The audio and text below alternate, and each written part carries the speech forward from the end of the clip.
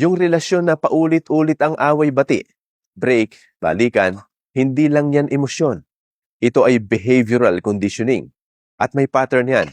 Una, conflict. Masasakit na salita, paninira, emotional damage. Pangalawa, separation. Maghihiwalay, matinding lungkot, parang withdrawal. Pangatlo, reconciliation. Magsosorry, magiging sweet ulit. Sa psychology, ang tawag dito ay intermittent reinforcement. Ayon sa University of Nottingham, ang paiba-ibang reward ay mas nakaka-addict kaysa sa consistent na mabuti. Kaya, kahit minsan lang siya maging mabait, mas kumakapit ka. Sa bawat bati, naglalabas ang utak ng dopamine at oxytocin kahit may kasamang sakit. Ayon sa American Psychological Association, ganitong pattern ang nagpaparamdam na addictive ang toxic relationship.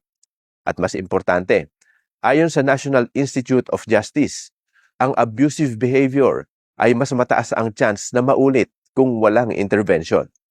Ayon din sa World Health Organization, ang ganitong relasyon ay cyclical, hindi one-time lang. Ibig sabihin, hindi sapat ang sorry. Kung walang totoong pagbabago, uulit lang ulit. Kaya, kahit siniraan ka na, sinaktan ka, kahit paulit-ulit kang iniwan, bumabalik ka pa rin.